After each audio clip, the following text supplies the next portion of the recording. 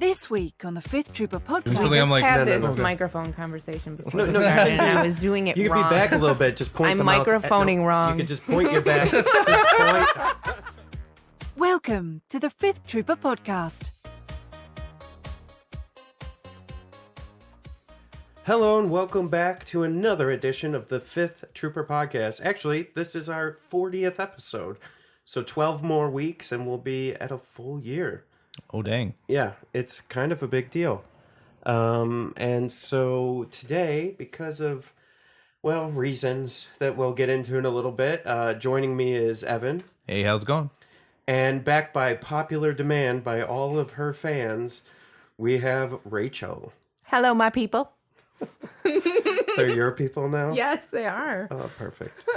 I don't have any people. Yeah, your people are gone now, Evan. That's fair. They all died. Oh, wow. Jeez. Gosh. So, we want to talk about a few things today. Just a little bit of housekeeping. Please, please, please sign up for the Northeast Open. Go to thefifthtrooper.com, and up on the top you'll see the link for the Northeast Open. You're going to want to register. We are selling seats pretty fast, and so if you're going to want to come play, you got to get your place. So if you've been holding off, I wouldn't do that anymore, so I would get in as soon as you can, and register. We've been announcing, some of the giveaways for last place, second to last place. We did the Golden T47 this week, and so there's a lot of cool awards and give outs that we'll have, for the whole show. It's going to be pretty chill. I'm very excited about it. Both Evan and Rachael will be there. Yep. In attendance. Yep. Which will be fun. So very, very cool. So that's that. And then we also have a giveaway on the website. Go to Fifth Trooper again and at the website and giveaway at the top. That'll be your clue. What do they win, Jay? A tank or a land speeder. That's a $50 or $60 value. Yeah. Holy cow. I think we talked about this last podcast, but I accidentally bought too many of those, so we're going to give away some of those. What an amazing deal for clicking on what? You just got to like the Facebook page, subscribe to the YouTube, and follow us on Twitter. I could do those in seconds. It's almost as though you planned that. Maybe I did. But yeah, so that's that. So on today's episode, the reason Rachael is here, you guys probably remember the last episode we had Rachael on where we talked about how do our women that we're married to or dating or our significant other, they could be men or women, or anything that's your significant other that, doesn't play Legion. And how, the conversation that we had was based on how Rachael and I deal with that, and just kind of putting it out there, the conversation for those of you that have a significant other that doesn't play or really understand the game at all. And so now, kind of as our second part to that, we went to Adepticon. As many of you know, we did the live streaming there, and some of you know you met Rachael there. She was in attendance, and mistakes were made. Post-tournament trauma. Yeah, so we're gonna open that up a little bit. It isn't gonna feel great, but so I guess I'll just start, and Evan was there too, so he can kind of pipe in here, wherever he feels necessary to talk. But I think I made the mistake that all of us make at one point or another while playing this game. And granted, I wasn't even playing. I was just doing the live stream, but I made the same mistake. I think after talking to a lot of my friends who play and people in the community, we've all made this mistake where we brought our significant other and maybe didn't sell it right. And when we were trying to okay, so I'll stop talking in a third person here and just talk about me. So I think what happened was, instead of being completely straightforward about how I would be ignoring I'd like you. to jump in here. Yeah. So first it was brought to me as like, this will be a vacation and you're good to go. Yes, it was. I He's literally shaking his never head. said this was Yes, going to be a vacation. It absolutely was. That is utter Wait, crap. You're not even letting me finish. No, because it's a lie. You can't start off on a lie. I never once said this was going to be vacation that I would be involved in. I made it sound like you could go hang out No, with... disagree. I would like to kindly disagree. We're going to have this out right here on the radio because Great. I literally never said that this was going to be a vacation. It was at first, long ago when we were planning it. Probably. Oh, was this before I was doing the streaming? Yes. Oh, okay. Then yes. Take it all back. Yes. Take all of it back. I won't take all of it back, Please. but no. it morphed. Yes, I understand what you're saying. Go on. First, it was put to me as a vacation where I would get to go for the weekend and see what was happening, how you were playing. I thought we were going to be walking around and doing stuff at the con as well. Yeah. And then it turned into a work trip, which I also had something to do in, which I ended up not doing. Right. So the original plan, and because of the way we were in discussions, so for those of you who don't know that weren't at Adepticon, when our final place where we were streaming was like 100 feet, 200 feet away from where everybody was actually playing, like the rest of the tournament Right, was. the two head tables were set up really far away from... In a designated streaming area. Yes, they were... And that wasn't part of the original plan. The original plan was that we were going to be right by all the other streaming tables. And with that in mind, we were going to have a merch table set up that Rachel would have been working and operating. A lot of things didn't go to plan. Right. So there's a lot of This thinking is on the one feet. of many. Yeah. So go ahead. I'm sorry. I just wanted to, instead of talking cryptically, they don't know any of the plans, so I just wanted to catch them up a little bit. So the merch table got squashed at the end, which we had no control over. So then I ended up in a city far away with nothing to do while Jay was completely and fully working and consumed by what he was doing, which I get. But he was very busy, and then I was like, all right, so what am I supposed to do now? Right. And I think where we can relate this to our listeners is even though I was streaming, my hours were very similar to everybody who was playing. Yes, absolutely. Right. Where it was like, and so for you out there who have made this mistake, or maybe I can prevent you from making this mistake. I don't think that you were prepared, Rachel, for the fact that I would basically be ignoring you the whole time. Completely ignoring me. Yeah. And I don't think that would have changed whether... If you were playing. Right, yeah. Right. It would have been the same. Yeah. And I think that's what the wives or partners or girlfriends go into it thinking like, oh yeah, he's going to play for a couple hours and then we'll go and we'll walk around or we'll go to the mall or we'll go do some sightseeing and it'll be like a vacation. And it is not that. It's like a guy's weekend, but they stay inside a building and they all play against each other. They do talk in between. They do eat. They do go do things, but it's not like vacation-y for the other partner. Well, and I all. would say, so I'd just be careful with that comment. When we go do things, we don't go do things. We go get food. Right, from a shop that's in the place like or within walking distance. within walking distance, and then they all went and like fell in bed exhausted after and Or in our case, whisper fighted. oh my god. Whisper fought. Are we to the whisper fight Yeah. portion of this conversation at this point? Yeah. So the first day of streaming, Jay and I got into a little lovers quarrel, and then I went and had some drinks, and then I went and had some more drinks, and I got a little salty, and then oh god, it was so long ago, I don't even remember. Then So we were staying in an Airbnb with Evan and Nick and the Cook Boys and Doug or Sploosh on Discord, and we were we were in the throes of a lovers' quarrel. Indeed. While all our friends were in the same house. We're sleeping in the same so house. we were whisper so fighting. he's like, keep your voice down, and I'm like, this is ridiculous. Why are we whisper fighting? And he's like, I don't want any of these people to hear this. And I was like, I don't give. I can't swear on this. That's right. Yeah. So I can't say what I said then. I don't give an F, is what Yeah. she said. I don't But- care if these people are sleeping. But I think it was, to kind of put it in perspective, I think that put aside what our original plans were before we were streaming and just go back to the original. I think even if I had fully explained to you what was going to happen, I still don't think you would have understood. No.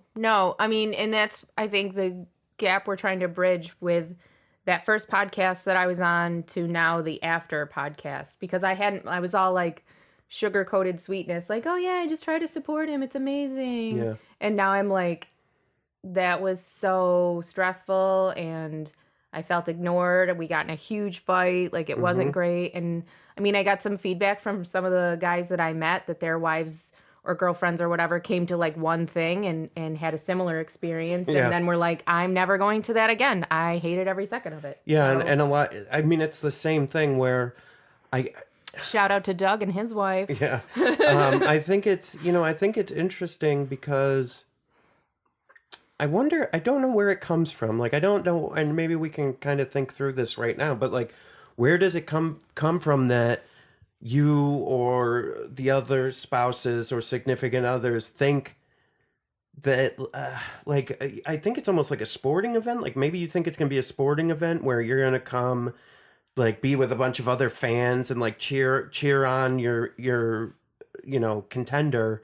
And then... And it's not. It is like focused quiet. Yeah, it's like focused everybody's quiet. very quiet. It's kind of what Rachel has to do when we're recording Yeah, the basically. podcast. Yeah. If you're not playing, it's super miserable. It is like nobody's... Especially Adepticon, where it's just playing the game. There's not even a whole lot to go see, right? Right. Like, it's not like a Gen Con or Origins where there's a whole another building just full of stuff, right? Like this, the vendor hall was smaller than I thought. Yeah. I was kind of surprised how not a whole lot. It was big, but not like the other two.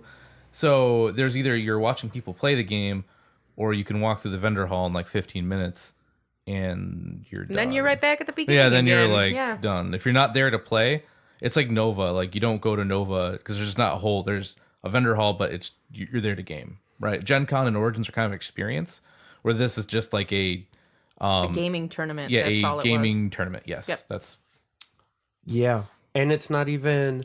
So Adepticon, even though it's near Chicago, it's not in Chicago, where like Gen Con's right in downtown yeah. Indianapolis. You can't really like Origins is downtown Philly.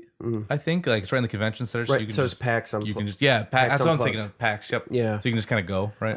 And so like, yeah, it's interesting because I just wonder too, because I think there might have been stuff, not for everyone, but things that you, Rachel, would have been particularly interested in. Like they had painting classes there, like how to paint miniatures, how to paint terrain, like that was all going on there. And I don't think we really thought about that. Where like, I mean, if I wish I had put some more forethought into it, because, from my perspective, it was, and I think this is where we get mixed up sometimes with our significant others, is I'm like, she's an adult. Like, I'm going to do this. I'm going to be focused. Like, I've made it clear that she can just go do whatever. But the problem is she's not, she wasn't there to do whatever. She was there to be with me and to kind of support what we were doing, and also hang out with me with a weekend away from the kids. And I think the wires just got crossed as to what, and I think maybe when it first started, you were like, oh, you know what? They're going to be doing this during the day. We'll have, and I even said, hey, we're going to get dinner like Friday night, or we're going to get dinner this night together with some of the guys and stuff. We never got dinner. And we never got dinner. No, we That never happened. like, I basically sent you for dinner, right? Like I was like, hey, we need food and Go we get can't get food. out of here. Can you go get Yep. some food for us? I did a lot of food runs. You did. Yeah. Always appreciate it though. I still have that bag It of wasn't in the macaroni. moment though, from her perspective, like she brought food and, specifically, and I think it was a combo here. I think it was both of our faults, and this is why. So you had brought food. We were live on stream, and you were like, I brought food for you." donuts. And I was and he basically like, turned around please and shut up gave and go me, away. like death eyes. Like, why are you Not the speaking? I don't think it was the donuts. I think it it was was the the lunch. donuts. Wasn't it? No, it was the lunch. Or maybe it was. I don't know. It was one of the meals. She generously went out, got food, and I really appreciated it. but I think you wanted to have like a conversation or something right then, and I was like right in the middle of like we were literally live, and so I was like, what No, I'm am just I? kidding. What am I gonna do? What do I do with this? And I think similarly, someone who's playing, their significant other brings them food or something, or like a snack or a drink. It's hard to disengage, to like recognize that act and be like, thank you. Like normally I would give you a hug, kiss, but like, thank you so much. Like, yeah, I really needed this, and like take a break and talk to you. And like when we're playing at the store, or even like, I don't know, Evan, like even some of the local tournaments, it doesn't feel as important. So you're just like, oh, hey, and you'll just start chatting with people in the middle of a game, like versus like Adepticon or like a big event like that. Yeah. So the only time where I could not break away was at this local rally point we went to. That's when I had a real serious game. Most of the time, I don't really care. So when she brought me Matador meat, so Jeremy and I were playing. Jeremy, ally of the podcast. We were playing, and then and she came. I was so pumped because I just did not want to play anymore. So I saw it and I'm like, booyah. And then I remember Nick came over and you were arguing who was going to bring me the food.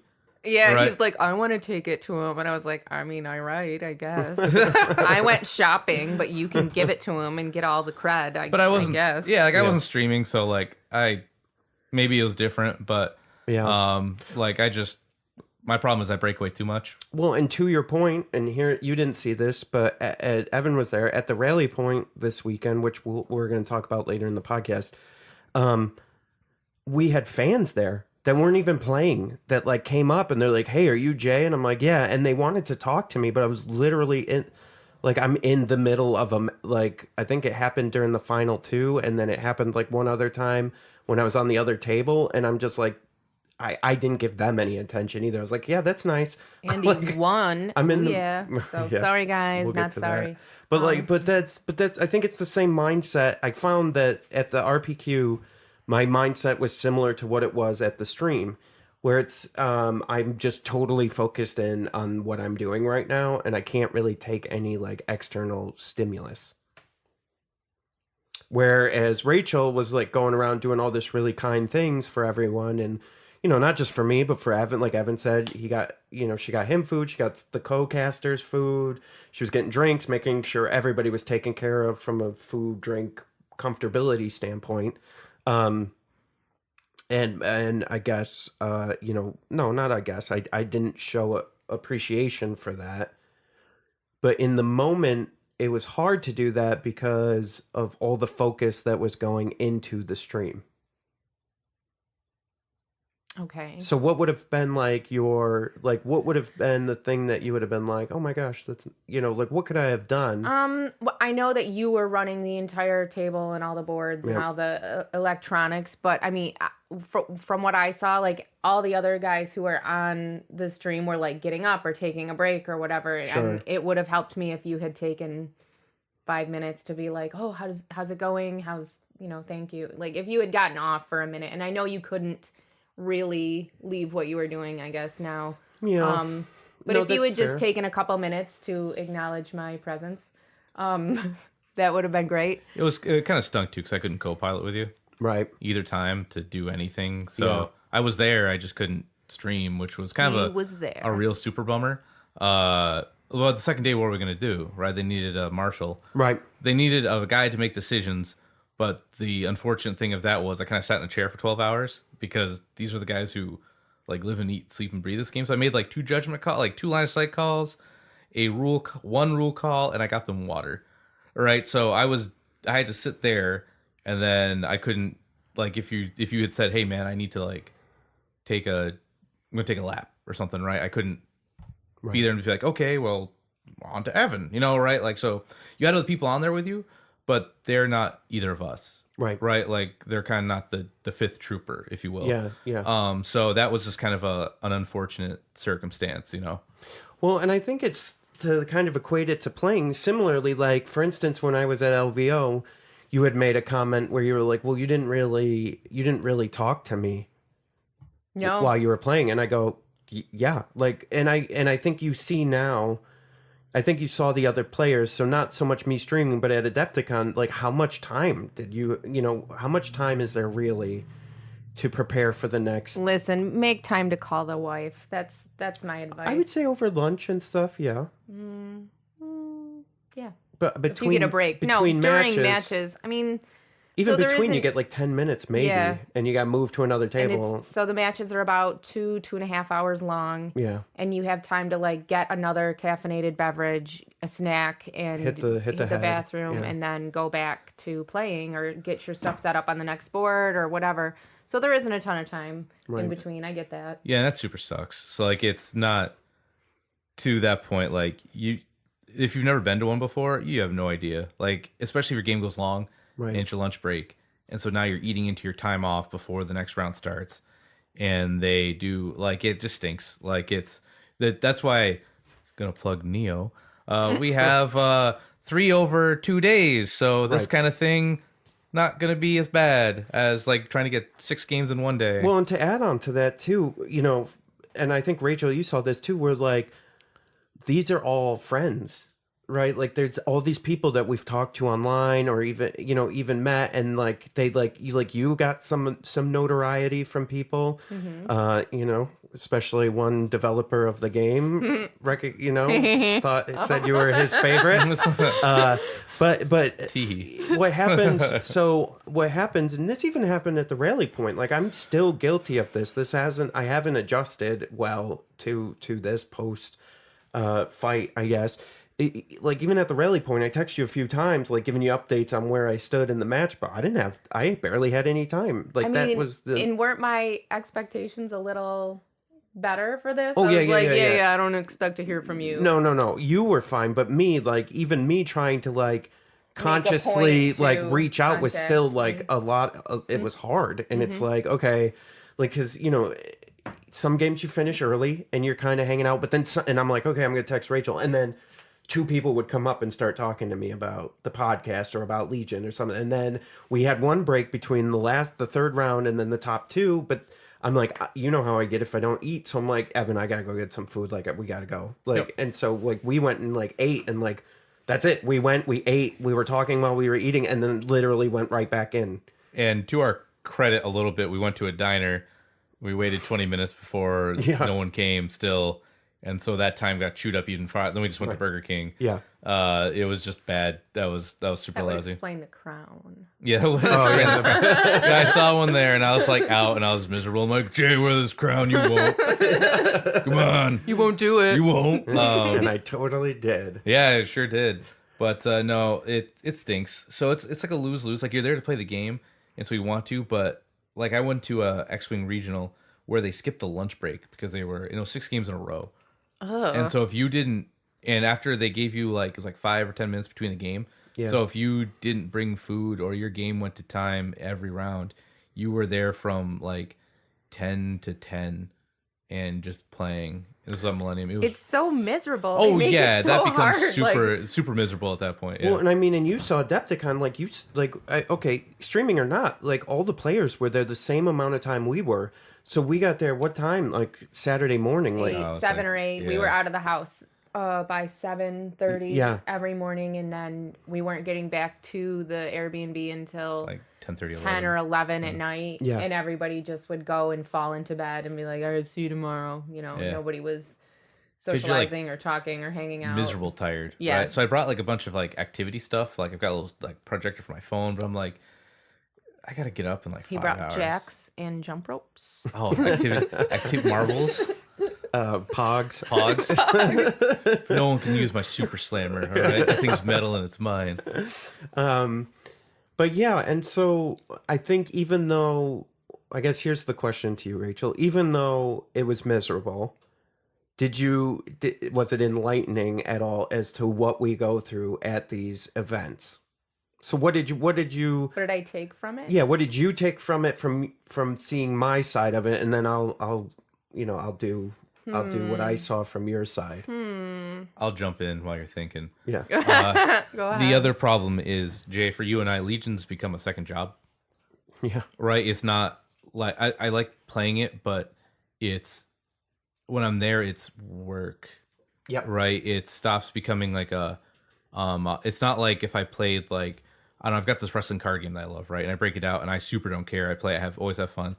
Legion is like, I'm there, I have to represent the podcast, which isn't change my attitude at all. I'm still, I like to talk to people, whatever. But then like, you gotta win, right? And then if you don't win, like I gotta make sure the event runs smoothly. Do they need help setting up terrain? Do they need Actually, another point, big shout out to Just Games. Yeah. We'll get to that later, but they were super cool. Yeah.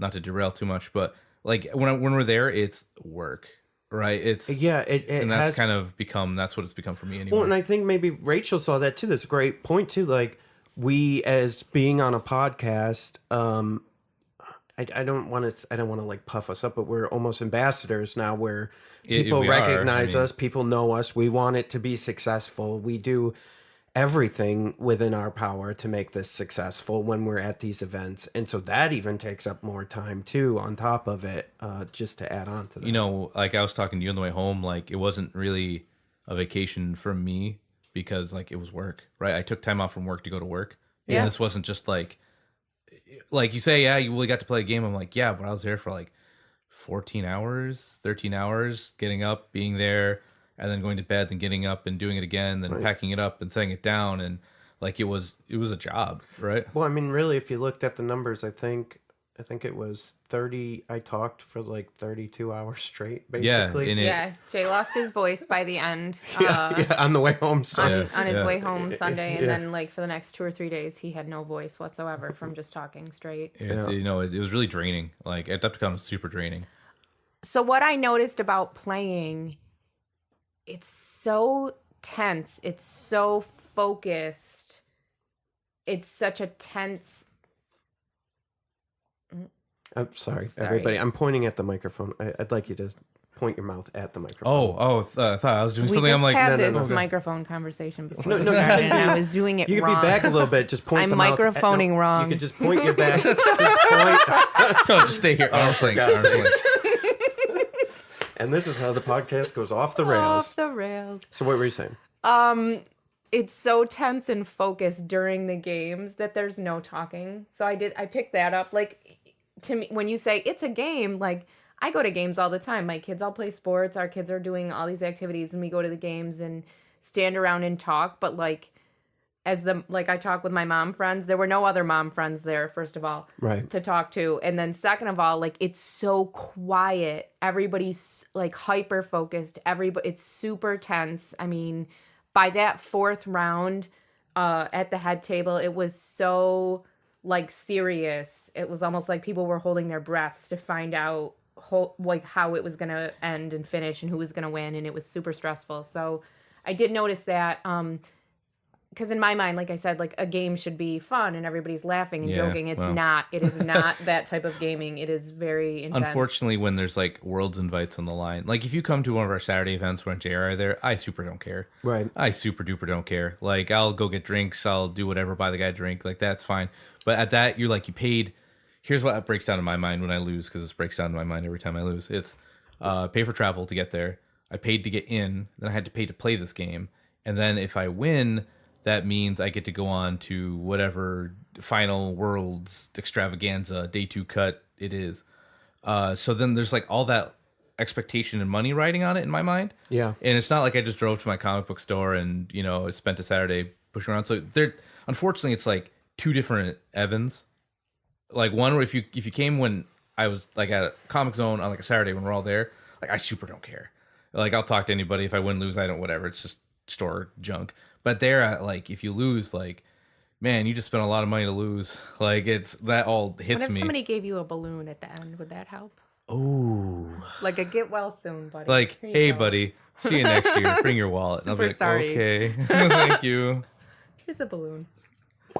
But you need to do it on the way out. When I'm like, this day won't get so bad. This day was pretty good. Tie and it then around your wrist, honey. Don't. Jay just comes over and pops his balloon. Like, shut up, get in the car. You'll kill sea turtles if you let it go. But anyway, so lessons learned from Adepticon from your side. So you went to an event this Saturday, and I was just like, yeah, bye. I'll talk to you tomorrow. Yeah. You know, like my expectations about hearing from you during the day were so much less, and I didn't expect to see you that night. I was just like, yeah, it's okay. I'll just see you. I'll see you tomorrow. No problem. Okay. Trying to think what else. The truth about work, Jay? Yeah, let's do it. Well, I don't like work, Jay. Sure. See, I don't want to elaborate. It's using my big girl words, and you don't like me to use those on here, so I don't want to say what I thought you were to people. But I didn't. Wait, what I was to people, or you don't want to tell people I don't what want I was? to tell the people. Oh, I was kind of a jerk. Sure. And it's not, I wasn't a place out of malice, but I don't mind talking about this because I think this happens to players too, is that it's not that we're being jerks, it's that we're being so focused on the thing that the rest of the world is just annoying at that point. Because like Evan says, you're so tense, like you said, tense and focused. Yes. That like these outside forces, and you're like, I have to win this game. Like I need to win this game. And I'm like that with work. Like I have to win, right? That's how work is to me. Like I'm gonna win. I'm gonna be the best. I'm gonna do this right. And if anything gets in my way, I'm just a bulldozer. Your and I'm just lovely like, girlfriend Rachael. get on the bulldozer, or you're gonna be under the bulldozer. I don't know what to tell you at this point. Yes. I was under the bulldozer. Yep, in unfortunately, Chicago. for sure. Yeah. I got steamrolled by work, Jay, and No, just to be specific. I didn't do anything mean to her. I just didn't do anything nice. Right. Either. Right. Yeah. I just basically was apathetic about your... He ignored me entirely. Yes. And then got really mad when I got really drunk. Yeah. That's it. That was pretty much it. Yep. And, but I mean, I think this, and you know, you're probably sitting there listening at home asking yourself, why are they talking about this? Well, because I think you're going to run into the same problem if you haven't already. Because I don't think anybody else is different, where if I were playing, let's just switch it up and say I was playing. That was a big event. And if you tried to come talk to me while I was playing, I'd be like, okay, that's nice. So yes, a couple of listeners came up to me and talked to me and said, hi, nice to meet you. You gotta meet my wife. My wife's gotta come to another event or something with me, and you gotta hang out with her. I think this was not a incident that was singular to us. I think a lot of people who go with their partner and aren't playing the game or aren't doing some sort of tournaments and are just there with them thinking, okay, I'm on this great vacation and my partner's not here with me. He's in this room playing. Not only is he not there with you, he's not even paying attention to you. Right. He's singularly focused on whatever it is. On what he's doing. Right. And then you're like, but we have this great away from the kids weekend. What am I supposed to do? Yeah, and I think where the confusion comes in is because it's, I'm putting game in air quotes, but because it's a game, you think it's all fun and like we were just talking about, it's just all fun and la-di-da. Right, you can chat during this and it's a game. I think how we need to readjust that is that even for the guys and girls that play that aren't doing the podcasts or aren't writing blogs or aren't somehow actively contributing to the community, going to a tournament is like a job. I mean, really, if you think about it, right? You put in all this practice and work to get there. You get there, your object is to win, right? And to make money. I'm putting that in quotes because it's, awards or prizes. And then you're looking to be promoted to the next event. So it's not a game when you're going to competitive events. It's when more, it you're is a like competitive a job. player. Yes, when you're a competitive Yeah, I'll player. say it like that because I right, if you're going as a casual to Yeah, just go just have whatever. fun. Yeah, you don't care. Totally super different. But if you're going to win, and like I was going to win the stream, that was my goal, right? Then yeah, it's a job. And so I don't think anybody wants, could deal with a significant other all the time at a job. Like I'm sure there's some people that work with their significant others and it's great. And it's fine, right? But if you're like you're both working, that's one thing. But if one of you's working and the other one's like, no, I came here for fun. Well, like, that was whoop, part whoop, of it whoop. too. I was intending to work and then suddenly wasn't. Wasn't right. Yeah, So there's- I was like, I a lot have of things nothing kind to of fell do. apart Yeah. there, right? Like our spot originally, so we had to move, and then that took away the extra table we were gonna have, Right. and then that kind of killed the whole merch table, which would at least been something to do, right? Like, Yeah, and I think so. All right, so long ways around to solutions. I think from the guy standpoint, I think really trying to hammer home to your significant or girls, whoever's playing, to your significant other standpoint is like, hey, I know this is a game. I know it's little plastic soldiers. I know this maybe look like it's for kids, but when I go to this tournament, I'm going to be working. Like, so I would request that we treat that like a job. And then that may help the ladies understand, right, what's happening. Sure. But on the opposite side of that, too, I think if you are going to tread into this water, that you need to make time for them, your significant other. If they are coming to support you, it like between rounds, if you can just take 2 or 3 minutes, give them a hug, be like, hey, yeah, I'm sorry, this has been crazy.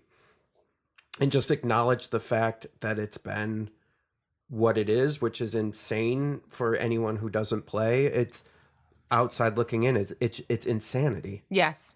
yeah, it's the worst. You kind of hit it correctly. Like it's kind of sad because it's toys, right? Like we took toys. Somebody made a game for it, and they had rules. And not only did they add rules, but they added if you win, you get prizes, and the prizes are like pieces of More toys. card. Yeah, right. So like it's, and I get it. I 100% get it when I'm looking at all my like junk on my wall, right? Like if my house burned down, what would I even claim?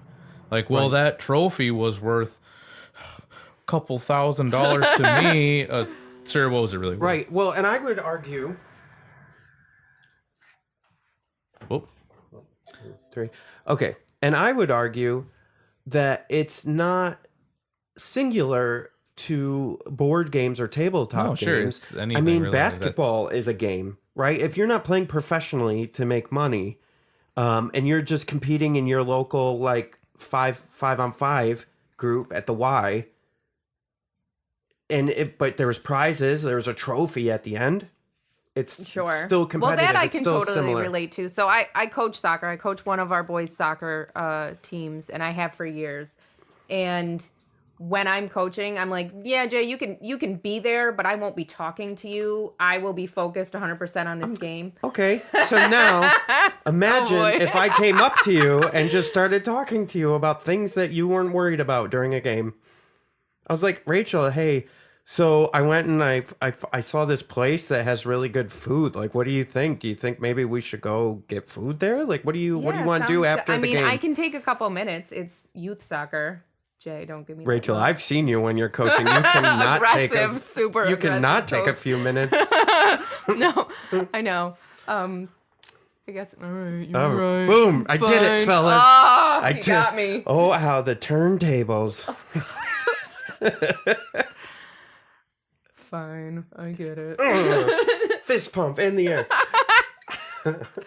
But no, I will say on my end, yeah, I definitely zoned hard on what I was doing, and I would have done the same if I was playing. I don't think it would have been any different. And you were just trying to be kind and do nice things for me. And I think if I could have, I don't know, you can't go back in time, but I wonder if I could have shown appreciation in that and given you 5-10 minutes, or at some point just came over and was like, hey, like, I know this sucks, I'm sorry, like, blah, blah, blah, blah, blah. You know, but to me it didn't suck, it was great. Like, I didn't Right. see what the You were in problem. your element. You Right. were so super happy, and Yeah. I was just like, "This is horrible." Yeah. So yeah, so anyways, so lessons learned there. During our whisper fight, Yeah. are you gonna talk about that? Sure, Are you ready? I No? guess. I don't know Why where me? you're going, but go ahead. My idea. Oh yeah, The idea. The idea. Yeah. Actually, somebody kind of helped you with this a little bit, No, right? they did not. It was my idea during our whisper fight. And I said, I know what I'm going to do. Like we were whisper fighting Mm-hmm. in the house. And I said, there has to be something. There has to be something else. So because you said, how can we fix this? How can you be busy during this? So I present to you the Ladies of Legion. Mm-hmm. So first and foremost, the Ladies of Legion is a Facebook support group for not just ladies, it's for anybody. This is just what I named it. It's just a clever title. Don't get all PC on me. Lol. So it's just a group where our significant others can chat and discuss and vent even about time spent away from us. Yeah, so let me just clarify. So it's a closed Facebook group that Rachel has started.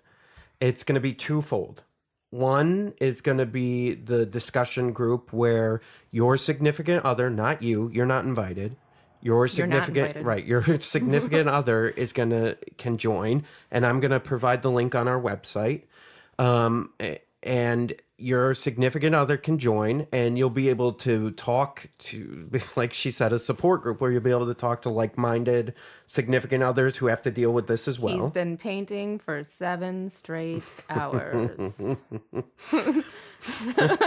On just Luke. On just one little plastic man. Now he's building buildings. I don't understand. Yeah. So you would have that side. And then secondary is... I'm very outgoing and social, and I know that, I mean, the male to female ratio at this event was like, I don't know, 250 to 1. Like, so there weren't a lot of other women there for me to be like, hi, you want to be friends? Let's hang out. So if I know you're going to be an event, if we can plan ahead, we can talk about it. And I would be more than happy to plan some activities for us to go do while they're playing during the day, whether it be in home city or if we're all traveling, and we can just get on there and say, okay, who's going to be at such and such a tournament, and let's plan to go do X, Y, and Z on Saturday rather than sit and pout in a hotel room. Yeah, so the plan would be, and we're going to kick it off at the Northeast Open. Yep. So any of you, because it is 4th of July weekend, any of you who are considering bringing family, not just significant others, family, get your significant other on the Facebook group, have she connect with Rachel, and she'll try to start making some plans for that weekend to get everybody busy and doing stuff. There's a ton of stuff to do in Syracuse during the summer. Baseball games, we've been over this 100 times when we're plugging the Northeast Open, but there's a carnival at the Northeast Open. There's a zoo, there's bars, there's restaurants, there's a mall. This is our home city. I know a lot of times when we're traveling to foreign cities, and if it's our partner is playing, and you don't always necessarily want to go to downtown Chicago by yourself, for example. Yeah. So I'm more than willing to kind of play tour guide in Syracuse and figure out some stuff for everybody to do. I think it would be really fun if we get together and hang out in person. I think it would be great. I'm willing to organize. And I think, as Rachel and I discussed this, and we were kind of like formulating what it was going to be and how she would do it. It just, to me, it kind of made sense, because I know, like, after talking to a lot of you in person, you're like, yeah, I always, I definitely would love my wife to come to Vegas or Chicago or to Syracuse when you guys have your open. I just don't know if she'll have anything to do, or if my significant other will have anything to do, or is there things for kids to do? Like, I just don't know. I don't want to bring them to a city without having all this stuff. And I think what it's going to help, what we're hoping is, it'll kind of bridge that gap and kind of not fix, but alleviate some of the issues that Rachel and I personally had at Adepticon, where I went for one very specific thing. She wanted to come and support me. It wasn't that she doesn't support the fact that I play Legion, or she sees it and understands it. It's the fact that she didn't have anything to do, number one. Number two, she didn't have anybody to talk to about it and have support. Mm-hmm. I mean, Mindy was there, but really have activities planned so that while I'm busy, you're busy, and it's not like this, hey, what am I supposed to do? Right. Do I just go to the room? Should I go shopping some more? Yeah, there's only 2 of us. We maxed it out, right? I did all the shopping I could do, and then it was like 4:30, and I was like, great. Right, and we still got 6 more hours. For 6 more hours. Yeah. Now what? Yeah, and so I think it'll help kind of bridge that gap a little bit, so that we as players, as streamers, as people who love and play this game can also have their families join and come and have a good time. And then maybe after we're done playing or streaming or whatever, we can be with our families. And it's not like this, this negative thing because they've been doing nothing all day. Right. Or, Right. I'd like to make it positive and Yeah. still support you and still make it so that you can go do it and so that all these people who are playing can go do it without catching holy heck from their partner for going to play and Well, because I think it's just confusing. And I think a lot of you, I'm sure, who haven't invited your significant other are like, oh, no. I know what's going to happen. But if they never see what's happening, they'll never understand it.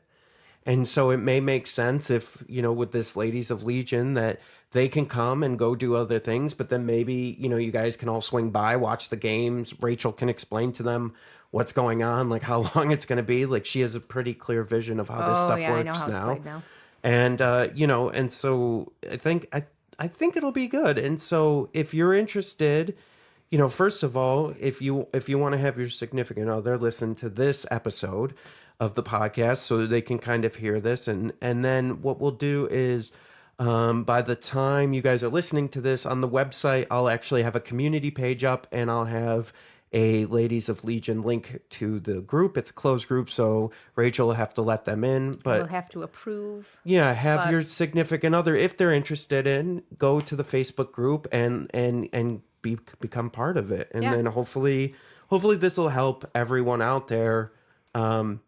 Because I can't find you guys either. So now on Facebook, like all of the guys who are playing are constantly being suggested to me as friends. And I'm like, Orcomedes, why would I be friends with him? Like, where's his wife? That's who I want to talk to. Right. Like, I appreciate that nice, too. but... I don't want to be a friend. No, I'm just kidding. Kyle's fine. Kyle's fine. Maybe not Dash, but I'm already friends with Dad. Oh, right. Shoot. He's the axe murderer, though. I know. Well, once I found out he wasn't going to kill us, he seems okay. Yeah, he brought me wine. We were cool. That's right. But yeah, so anyway, so have your significant other, if you're interested in this and you want to see where this can go, have them go sign up, log in and join the group, and we'll take it from there and we'll see what happens. Yep. And then, we'll have Rachel on from time to time to talk about updates on that, and maybe there's something happening at one of the events we're going to be at that she can kind of clue you guys in, and then if your significant other hadn't joined the group at that point, maybe it's something they'd be interested in. So. Yeah, but I'll definitely be at the Northeast Open and Salt City Comic-Con all weekend. I took time off from work for this, so I'll be there all weekend, and we can... I'll figure out things to do. Yeah, and I know... Let's do some activities. Right. I know some people have reached out, like asking, what about kids? What about my wife? What about... And so what I would recommend is have your wife sign up on the group and then work it out with Rachel. And she'd be more than happy depending on if everybody's got kids, we'll do kid activities. It's no problem. We have kids. Like, it's not like I'm like, no kids are invited. Yeah. Or we know the town really well because we live here. So, Rachel can even set up like multiple excursions. So maybe there's a family one, maybe there's a, non-family one, and we'll have options. Yep. If your significant others are interested. So, yeah. All right. Well, thanks, Rachel. Sure. Anytime, Jay. So that was Rachel. She, I think that was good. I think hopefully it'll help everybody out there who has already run into this problem or who has potential of running into that problem. Hopefully you can learn from my mistakes. It's rough because like I totally get them wanting to see what you do. Yeah. Right. And a lot of times, I'll give the warning. I'm like, hey, like you're not gonna have fun. Like I don't really have fun sometimes. Right. Again, I go and I play, and especially like again, Comic Zone Saturday morning. Who cares? Yeah, bring in all. I'll juggle while I'm playing. I don't care. But when I'm at these events that I had to like prep for and pay for, and I've been thinking about all week before, like, is this the right thing? Am I bringing the right list? Am I going to do, God, what if I lose? And then I'm usually not like, I'm there to play. Right. Like, and then that's super draining. So it's like I said before, like it's like a job for us. Right at this point. Yeah. And I think we kind of, with talking through it there, we kind of came to a little bit of epiphany where I think it's, even just players, not just the guys that are casting or have blogs and stuff, but like I think it's a job for them too when they go like, if you just like break it down by all the time you put in, all the thought you put in, all the practice you put in, it's a job. Just like basketball players who play in the NBA, not that we're that level, but it's a job. It's not a game anymore. It's their job. Well, it's like a the best way to look at like a hobby you take seriously. So take a hobby people take seriously, like I don't know, martial arts, for example. Like when somebody's doing it, like competing in a tournament, for example, when I competed in jiu-jitsu, like everyone was expected to be kind of miserable, right? Like it's just you're there to win because I paid $100 to get into this NAGA event, North American Grappling Association, not the Snake Monster. Would have been cooler if it was Snake Monster. Right, would have been cool. $100 to get in. My first no-gi match lasted the full time, but I didn't get enough points, so I lost. And then my second, I messed up my takedown. He got me in an arm bar, and I was so like out of it, like he almost broke my arm. The judge called it, and I looked out like it's different. Like, but unfortunately, it's also a game, right? Like it's a game about plastic toy soldiers, like we're talking about. So it's hard to. It's the same mental state, but one's viewed differently, right? Yeah. And I think, it's tough because, I mean, it literally looks like a toy, right? I mean, and that's what it is. Yeah. But so is a basketball. So is a baseball and a bat. They're just toys that we turned into these competitive sports, right? It's kind of weird, right? Yeah, like it really the more I look at it, I'm like, why am I so like into this, and why do I get so upset when I like lose? And it's just like, gosh. Well, I think it's just built into our DNA, right? Like we're competitive at everything. It's that caveman in all of us. I was gonna say is like not to, but like I know this game is made for boys and girls. It's for everybody. Yeah. But I don't know, like the more you see generally men, 80 to 90% is dudes, right? Right. And listen, let me just side here because I honestly don't want to hear about this in the chat.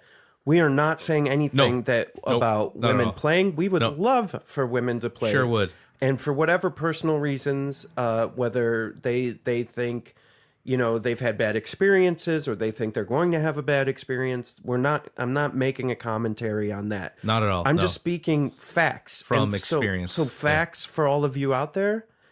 Like I get demographic information on who watches our YouTube channel. It's 100% men. Like, so I'm not even like, it's just fact based right now. Okay. So that's all I'm doing here. I'm not making any social commentary. No, not at all. And the last time I'm going to be honest with everybody out there. I haven't really talked about this, but the last time Rachel came on, it started a whole conversation about, microaggression towards women and, the way Rachel and I were talking about giving her the credit card and all this stuff was derogatory towards women.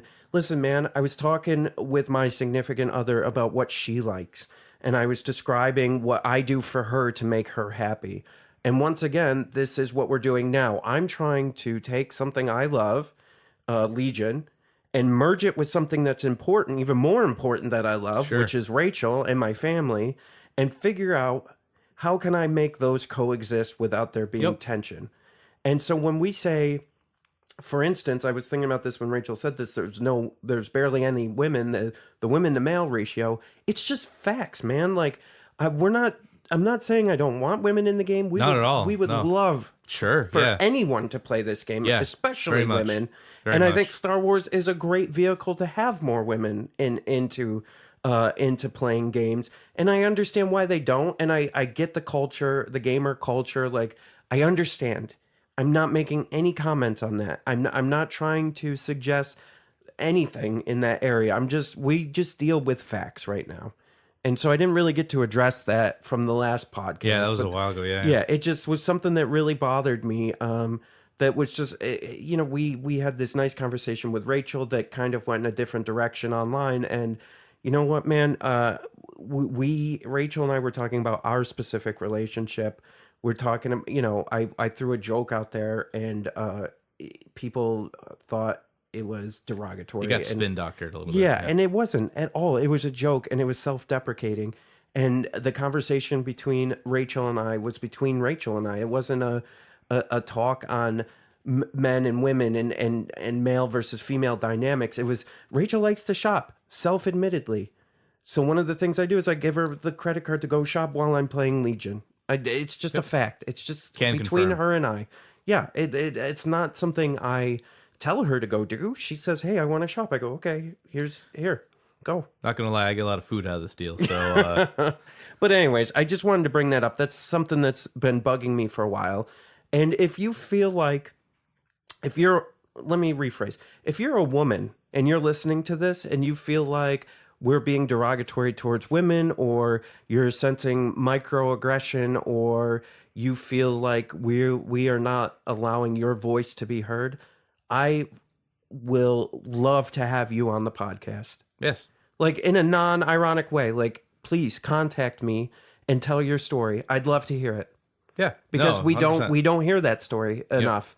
And so, and if there's something that we said or we're doing that is, you believe, adding to the masculinity tendencies of gaming, please come on the podcast and let your voice be heard. I will give you a platform. It's not a problem. So anyway, sorry, Evan, that was a crazy tangent. I apologize. I was just hearing it in my head. No, as, that's like, fine. You and Rachel were talking. I was just like, I'm not going to listen to that again.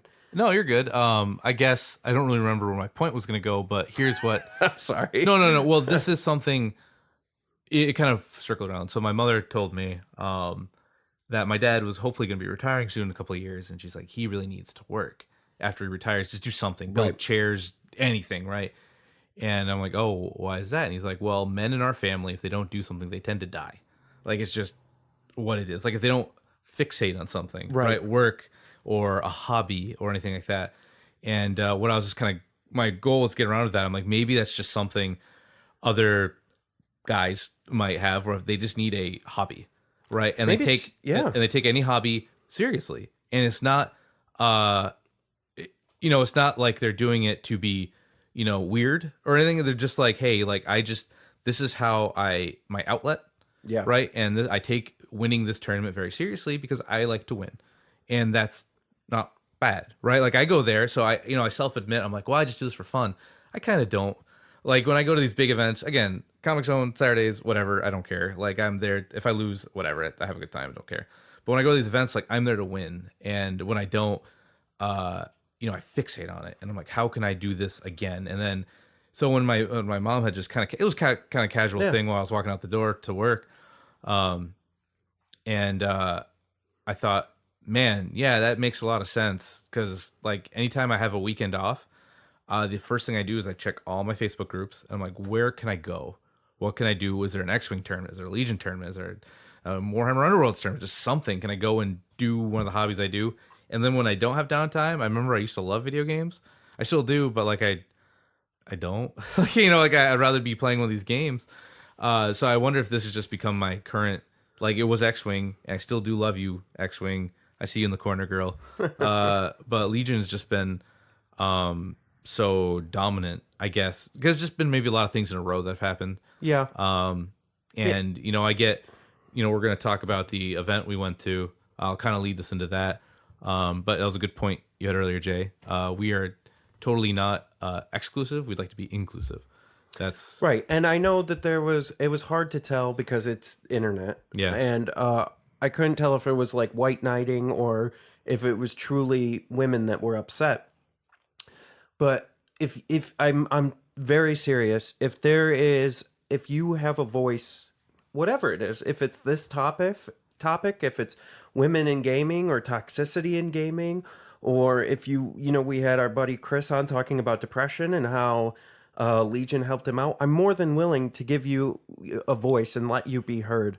And so please, if there's anything you hear from us that you want to comment on and you have some sort of expertise, or you're in the case of women gamers, if you've tried to play and have been, chased out of gaming because of toxicity, email me, thefifthtrooperpodcast@gmail.com, or fill out our contact form on our website. I will literally have you on and we can talk about it, and we will interview you and you can tell us your story. look at Riot Games right now, right? Right. they had the whole walkout, like the silent walkout that you did, like they don't even want you to know about, right?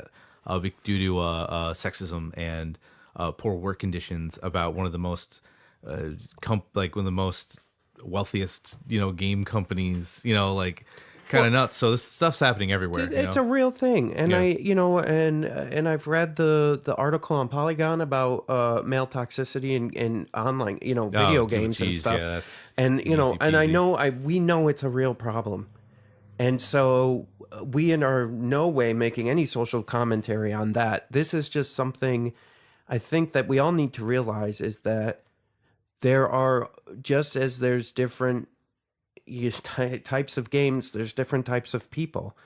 And Rachel's not a gamer, and a lot of guys who play have wives or significant others or partners that aren't gamers. And I'm speaking to them because it's the only thing that I know personally. I can't speak on behalf of women who have been, tortured in the male toxicity gaming. I can't speak on their behalf.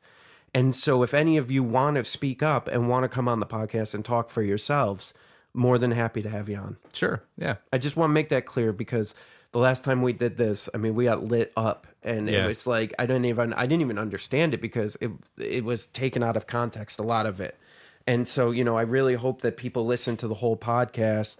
A lot of it was internet stuff, where it's like they didn't even listen, and then like, well, if Jay said that, and I'm like, well, Jay didn't say that, like, it's rough when you're in that same chat group, right? And someone says something like out of context for you, and you're like, well, no, I didn't. Right, but I didn't even get involved because it's just not worth it. But I'll get involved here. So if you want to come on and you want to talk, please.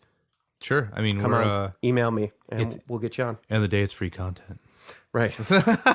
Jokes aside, but where I was really going was like we go to this event Saturday. The RPQ. Yep, RPQ. Just Games put on a great event.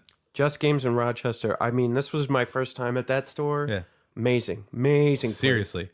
This was the first. I remember we're looking through the windows. They don't open till 12, and we're like, oh my god, we're like kind of grumbling outside, and we look inside and we can't see the back. We're like, oh, they don't have tables set up.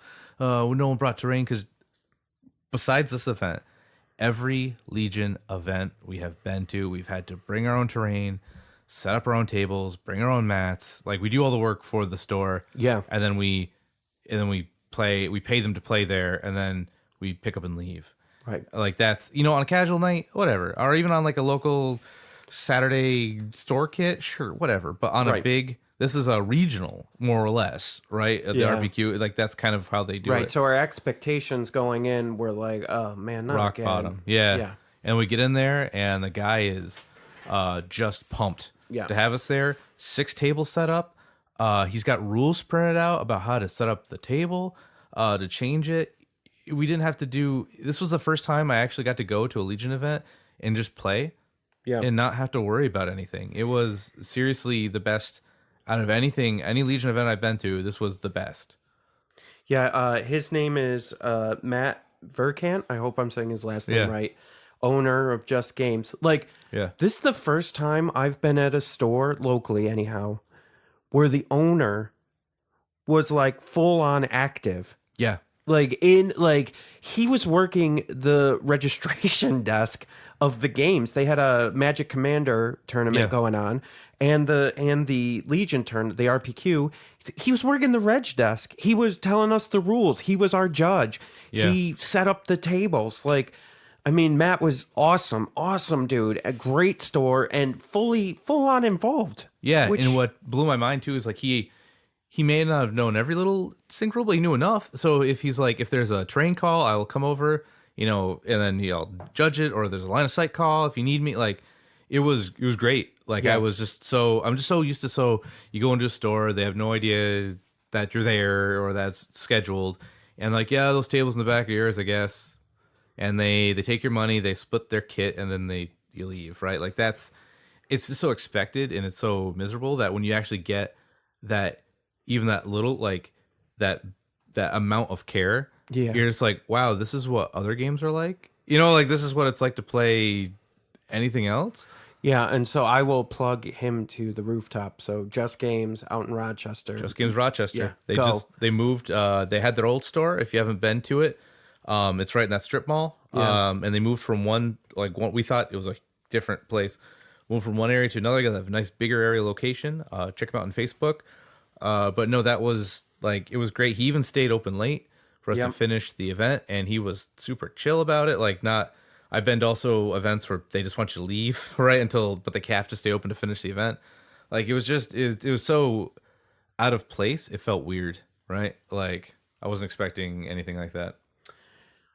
Yeah, and so that was just pure pleasure playing there. That was really great. And I know this may sound odd to some of you because some of you may have your local store puts in all that effort. Ours don't. Yeah, they don't. So I mean, just period. I hate to talk badly about the local stores, but they just set up the events and then we're expected, which is, maybe we set that expectation, but I can't tell you how many times we've brought 4 mats and 2 totes of terrain to set up tables with, and other players in this area have the same experience where we're pitching in to bring the terrain and so we can play at a tournament. And it's not that they don't have terrain; they do. They just don't. Nothing's pre-set up for us, right? Right. We got to do all the work. All the guy at the place has to do is take our money. Yeah, it's unfortunate. Yeah, it's just frustrating because once you see what it could be, and you go back to what it is, and you notice the disparity, right? Yeah, and I mean, but it's no. Yeah. Anyways, Just I guess the moral of the story is do better. Yeah, just do better. I would just organize play across the board for Legion. I think is, unless it's a fan run event like LVO, it's just been poor.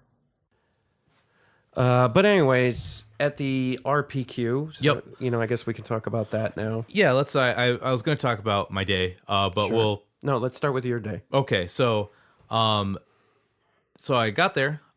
We talked about how great the store was. Great store. Everything's set up. The bummer about the day was I played the 3 people I rode down with. So 10 people showed up, which is good for Legion, right? Especially a thing. And my first game was against our friend of the podcast, Michael. Unfortunately for him, it was this container layout area, and I had an ATST, so I could just look at it all the time, take a shot. Didn't feel. So it was the first time I thought of the ATST. I'm like, I am a god, just walking and shooting. But that was just a really lousy layout for him. Yeah. Second game was against a guy we play all the time, Nick, and he got me. Not Nick on the podcast. No, Nick Gardner. Nick Gardner. The guy, I play him all the time. Yeah. And he got me. And it was a real close game. It came down to 3 rolls, where I'm 9 damage ATST because I used the light blaster, and full cannon surges to hit are really good, by the way. And all blocks on white dice. Happened 3 times.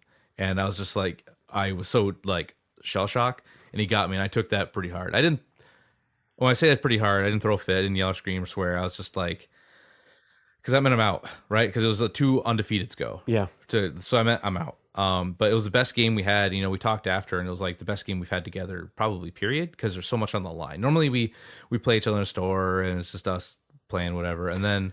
Well, and I think when you toss that much dice, anytime you toss that much dice, and then your opponent's just blocks, you're it's demoralizing. Oh, it felt so bad because I got the damage. Yeah. Right. It wasn't like I'm rolling 9 dice, getting 2 hits. Oh, heavy cover, forget it. It was 9 damage on Rebel Troopers, in the open, 1 dies. I was just and they were my dice. We shared dice, so I couldn't even right. I couldn't even fathom oh man, his dice are crazy. We together we decided we were always going to share dice when we play, just so there's no mud dice. Right. Oh, you would have won if it wasn't your lucky die over there, old Rolly. I really did like that. So not to jump ahead, but I played him as well, and he did that same thing. He's like, "Hey, can we share dice?" And I was yeah, absolutely. It just takes it all out of that equation. So I was just it was a really lousy way to lose. When I had these great shots, and I did all the I did it, and then it blocked out. Well, let's do this first because I was going to ask you a question, but why don't you tell us what your list was? Yep, ATST, Mortar, Light Blaster, Generic Commander, Strict Orders, 5 DLT stormtroopers, 2 with repair astromech, 1 with medic, and 3 snipers.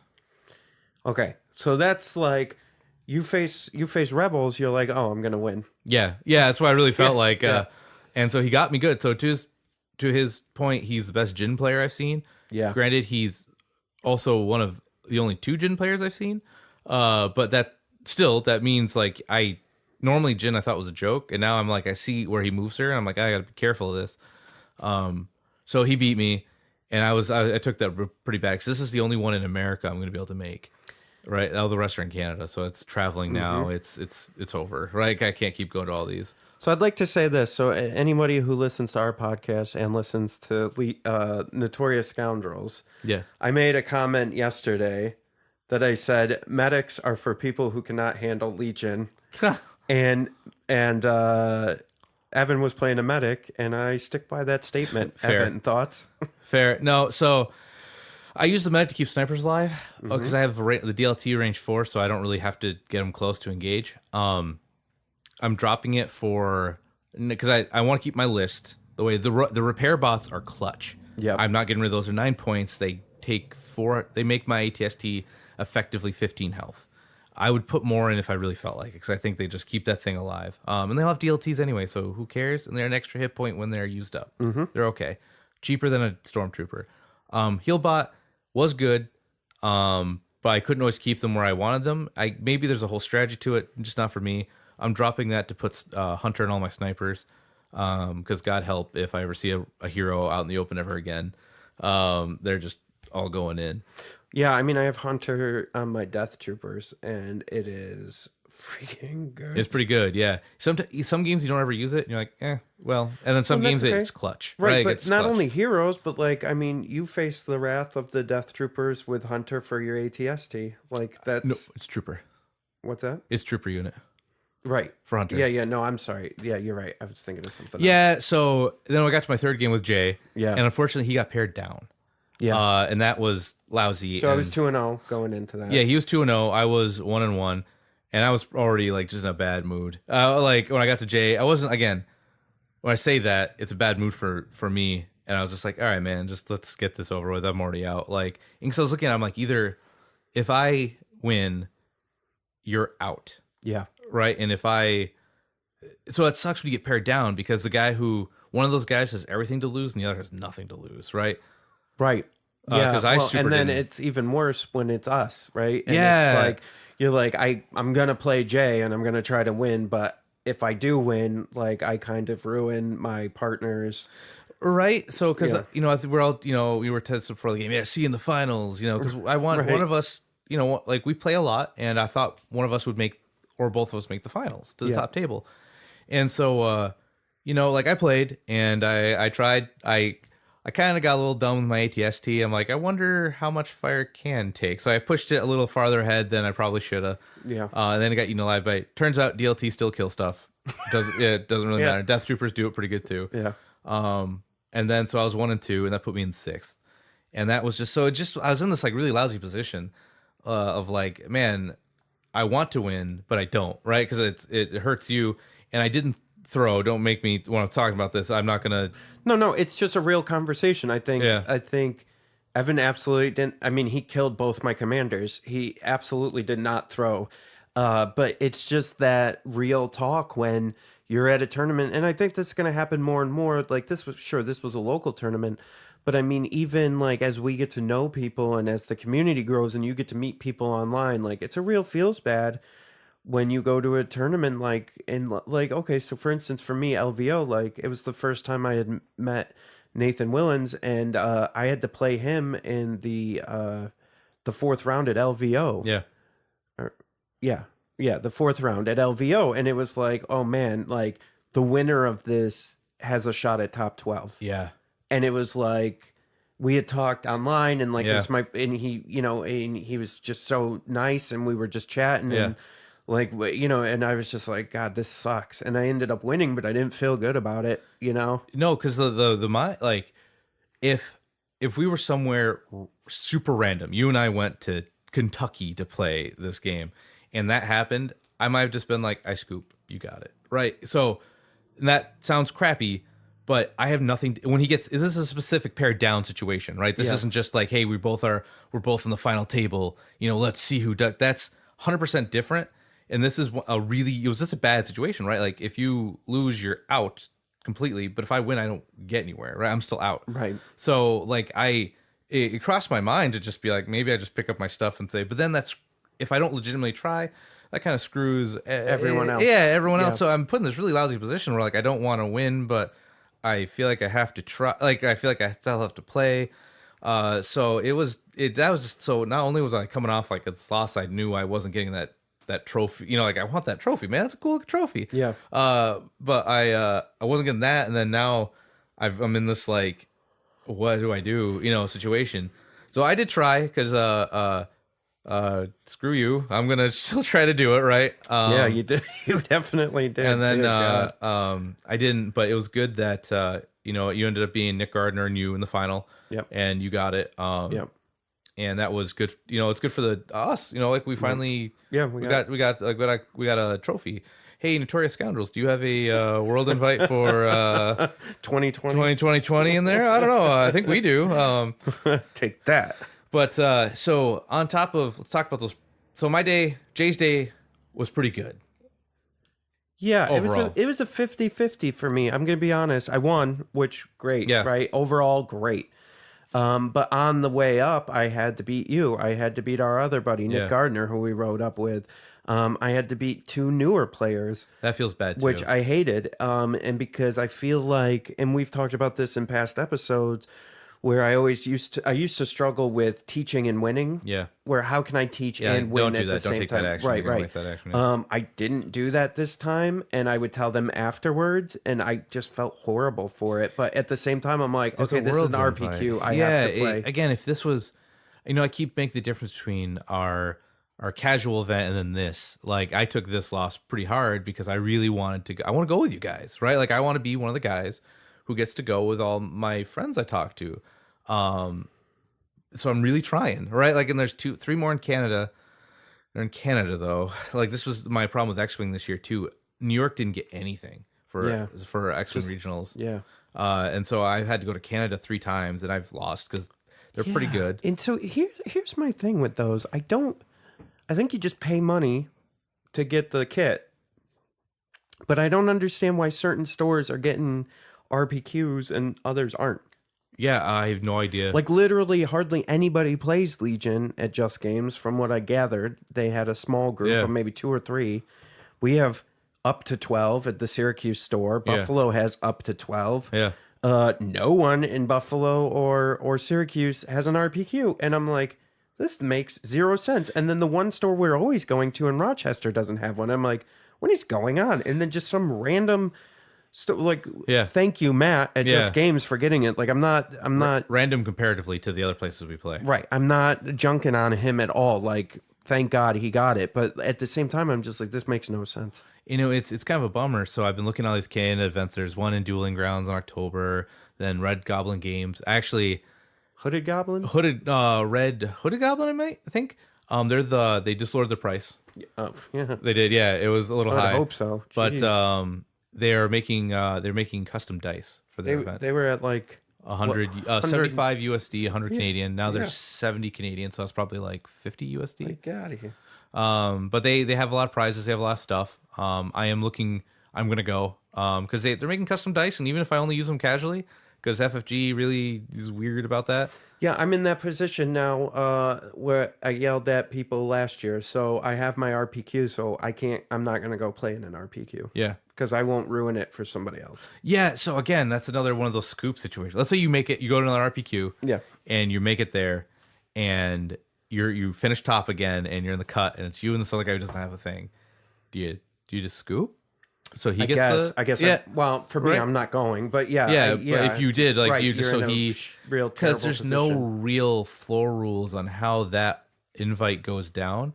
So you could. This is a problem in X-Wing right now too. So you could win it and just deny another entry into the worlds as like a tactic, right? You could. It's a bully move, yeah. Sure is, but people are doing it. So again, like, that's just something like I'd probably just be like, yeah, man, I already got one. Like, I just wanted to play, right? Yeah, it's interesting.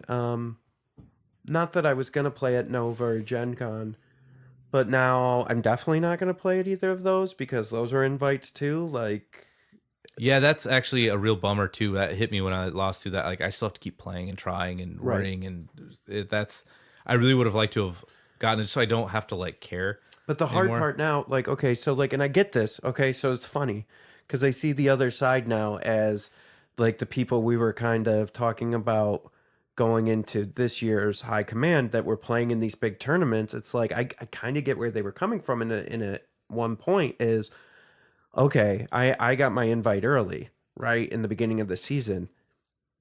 I have to practice. Yep. I have to practice against top level people. Yep. Where do I do that? Yeah.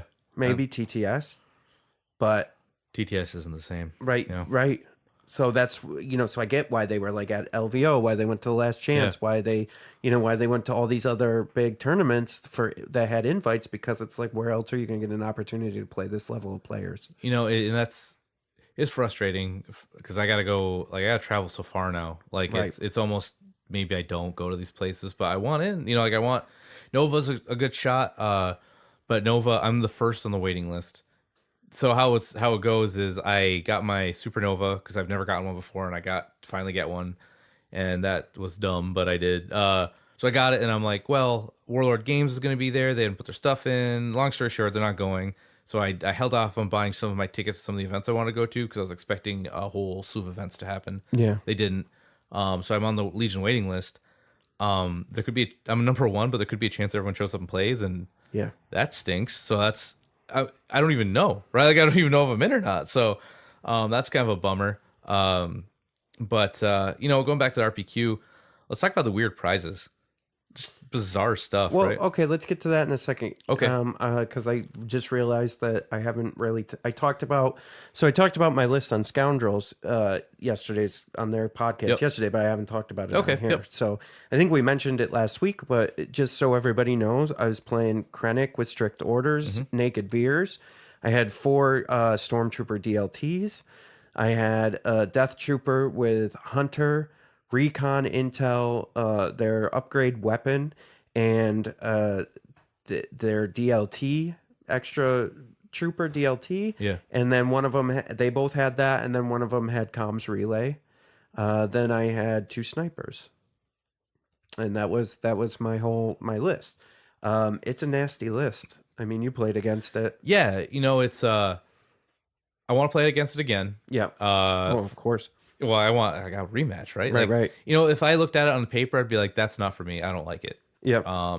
But you win with it, so what do, like, right? Like, it Yeah. just goes to show if someone shows you a list and you go like, no, remove this, add this, do this.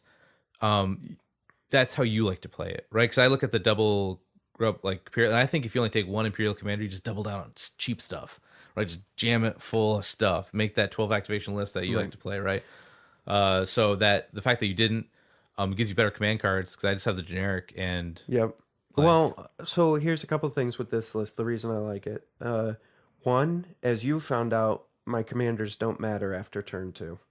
either they do or they don't, right? Either if I kill them, I deny you some command cards, which is good, or they're just bodies to take objectives at the end, and they got a lot of hit points, right? Yeah, and that's how. Yeah, those 2 commanders, Krennic and Veers. The general rule with them now, I sort of placed them when I played you. They were more in the open than I thought they were going to be, and I thought they were going to be able to take some hits before I got them into cover. Yeah. But basically, I hold them back, and then round 5 or 6, or depending on time, round 4 or 5, I push them ahead to just sit on objectives, and now you have 6 health, 5 health. Yep. That you have to get through, which is not easy to get through in one turn. Nope. Especially if I've played everything else right. Yeah. Then the other thing I like about it is while Krennic is doing his compel, strict orders, suppression business, I have Veers, and so normally in the meta the way it is now with the three snipers, you'd be concerned for your death troopers, right? Yeah. So what I do is with the recon intel, I can put my death trooper in a position where they're out of line of sight or they got enough cover where they're okay. Then I use Veers and my snipers to kind of engage in the sniper war and dwindle your snipers down and then weaken you on that side so that you have to make different choices. Or if you've deployed right, it puts your sniper leader, which is the sniper, Yeah. back behind the line of sight. So now they have to move out to shoot again. And in that time, I can now move my death troopers into a position where you're not going to be able to see them. Yeah, no, it's good. My list is I just haven't ever got, my goal is to get sabotage moisture evaporators because I super don't care. Right. Like I'll fix them and then like I'm just mortaring. Man, search to hit. I know I keep talking about it. Like I played ATST forever when the game came out because it's cool, all right. And I had the whole 3 options: stormtroopers, Vader, bikes, or that. And surges are just blanks. And you're like, man, I hate this stupid thing. You know, it's like search. Might as well be, and any other thing in the Imperial Army is good. Yeah. But now like it's real easy to get like 9 hits with a light blaster main cannon. Yeah. It's without Pierce. So sometimes those death troopers just go, okay, Right. you know, they roll like, or Boba Fett's like, yeah, nah. Yeah. I mean, death troopers are just so good. I think they're the best unit in the game, period. I would right have now. to agree with you, only because the Rebel counterpart hasn't either A, been figured out yet, or B, just isn't as good. And I understand that. I think running 2 of them is super good and mean. For me, Yeah. and this is something, you know, Evan and I were talking about this earlier before we started recording, is I wanted to say this, and we've said this before, but I want it to be clear. Just because I play a list or because there's a meta doesn't mean that list is right for you. Yep. Like, you know, Evan really likes ATSTs and has since we've been playing. Yeah. And finally he got an upgrade that makes them good again. Makes them at least playable now. And so I don't discourage I discouraged him from taking that heal bot out, but I didn't discourage him from taking the ATST. I was like, dude, if you play those well, you like them, play it. And so what I found is both of my lists that I've had so far that I've had success with in the recent months, are lists that I made, that I'm comfortable with. The things where people told me, like, for instance, in my current list, why do you have comms relay on the Death Troopers? I'm like, because they entourage, and then I can move that order to somebody else, like Veers, who can then give aim tokens to my snipers. Another amazing Imperial ability that Rebels don't have, right? Like, straight up. But so for you at home, sure, you can listen to my list and you could be like, oh, that's a cool list, or like Evan's list, that's a cool list. But we're not the end all be all. Yeah, I won with mine, but that was specific to me. Just like our friend Nick Gardner plays Jin, when a lot of other people tell you that Jin's junk, he's really good at Jin. He's really good with her. It just makes sense to him. So it all comes down to, when you're building the list, what makes sense to you personally and your play style. No, 100%. Because like I was the only one there with it. There's ATST.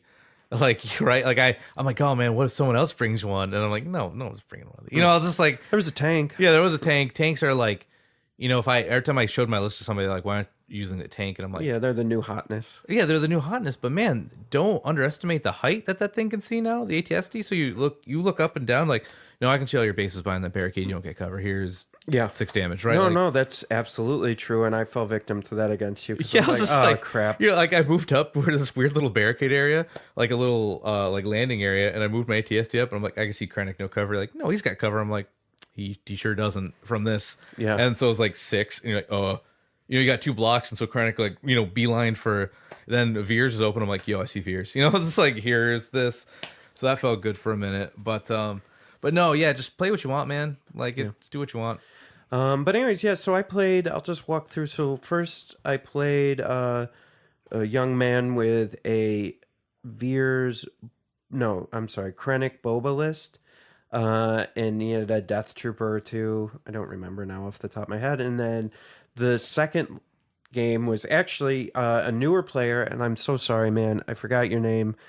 He's a listener. I apologize. I will look it up and I will figure it out, and I'll shout out next episode. But our game was like his 4th game he'd ever played. He was playing a Wonder Twins list with Wookiees, and he was playing Fleet Troopers and 2 snipers and Z6. And man, he was really really good for only being his fourth game. And there was definitely a couple moments in that game where I was like, uh-oh.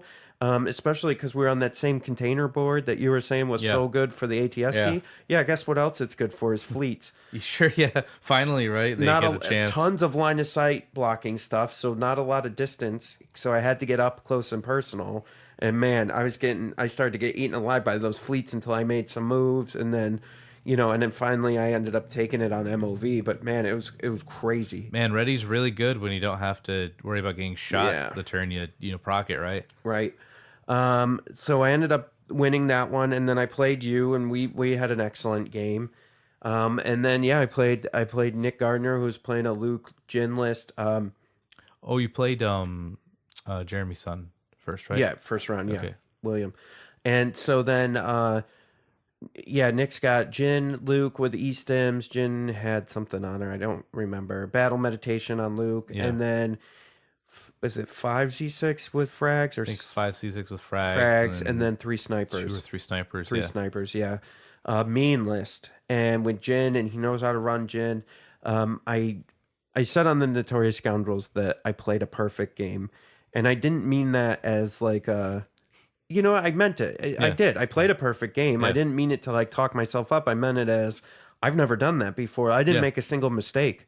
Like I did everything I wanted to do, and I don't mean it as like I'm this god at playing now, but it was one game where I turned 0. All the cards worked out perfectly. Yeah. I had key positions as blue player with the long march and hostile environment. Jeez, yeah. And there's the giant hangar bay that was like right in his way, and the key position was on my side of the board. That's suppressive, so that makes hostile environment real dangerous, right? Right, and so all 3 of the key of the objectives were on the other side of the hangar board on my end. So all I had to do was wait because he had to be the aggressor. Yeah. And so I did, and I denied my baser instinct, which is to go get him. Yeah, that go get him, boys. The lizard part of your brain is just screaming for violence, right? right? And I just held, and I held, and I held, and like I barely moved I moved my death troopers 1 movement tool towards one of the objectives. Like that's it. That's all I did. And then just waited till turn 5 or 6, and up until turn 4, it was a hard game. Yeah, like Nick made some really impressive moves. I think he played a perfect game. I don't think he made too many mistakes either, or any at all. I think it was just aggressive. Yeah, and he had to be aggressive, and it just turned out the dice were hot in my favor for a little while. He was rolling suppression off like it was nothing, but like he was struggling with attack. His attack rolls just were a little off, but I don't know that it would have mattered the way the setup was anyways. Yeah, sometimes the board can just, you get the bad end, that's it. Yeah. Well, and I think that's why it's good to be blue player, right? Yep. Like, as I got to pick the board, I got to pick the board side. Yeah. And so, so that's what I meant by that when I said that on the Scoundrels, was just, I was more incredibly happy and just surprised that because I mean in Evan's game, the game before, I made a couple like actually 3 or 4 mistakes where it was just like, shoot, I shouldn't have done that, I shouldn't have done this. I could go back and go, I shouldn't have done any of this. And in that last game, the one that really really mattered, I don't have anything where I go back and go, I shouldn't have done that. Nope, everything was exactly done right, and I'm just happy with myself. And I feel like we need to have those moments with ourselves where we can say that to ourselves and just be like, I'm so happy with that win. That was a good, clean win. Like, I did everything right. It was me who won that game, not the dice, not the randomness, but it was actually me. And I think it's healthy to have those moments in this game, because I think a lot of the time we're beating ourselves up because of the randomness, because of misplacement on turn 0. So anyways, so that's why, just wanted to bring that up. No, I got you. That's good. So now we can talk about the prize support. Okay. It's weird. It was very weird. It's so weird. So it doesn't make any sense. So the coolest part was the bag. So we got Yes. for those of you that don't know, Yeah. we got order token bags that say Star Wars Legion on them, and they had the Empire symbol on the backside. Yep, right? they're classy. They're black. They're silver. The silver. The only problem I had with those, like it was like glittery. glitter, and I like was holding the bag, and then I had glitter all over myself, and I was like, "What is going on?" And then someone's like, "Oh, it's the bag." And I was like, "What?" So that was cool. That was good. Yeah. Weird stuff, which is everything else for the most part. Except for the trophy. Except for the trophy. That glass trophy looks Dude, the glass trophy is choice, and it's heavy, and it's like, I don't know, it's just so really cool. This is FFG used to do wood plaques, and now they started doing these trophies. Underworlds has done these big shard trophies Yeah. for every kit. Yeah. So I think FFG's starting to take. They should Good. because every Shadespire kit or Underworlds kit you want to go to. You're like, oh man, I have a chance to win like that thing, not just like here's your alt art that you probably won't use, you know. So after that, the prizes were acrylic unit marker tokens, right? Yep. Uh, So your unit marker. So yeah, one, it's two, like- three. But there wasn't only doubles. there was only one of each. It was just 1, 2. It was like, well, what? So I mean, I just paint my bases different. Literally, no one uses Yeah. those. So so you know, I got those and I'm like, great. And then the alt art was an alt art of the Rebel generic commander, which to be fair, that art looks real cool. But I was really bummed out there probably will never be a model to match that. So you got this cool art card that you wish was the commander. It looks really neat. And then like a speeder bike on the other side.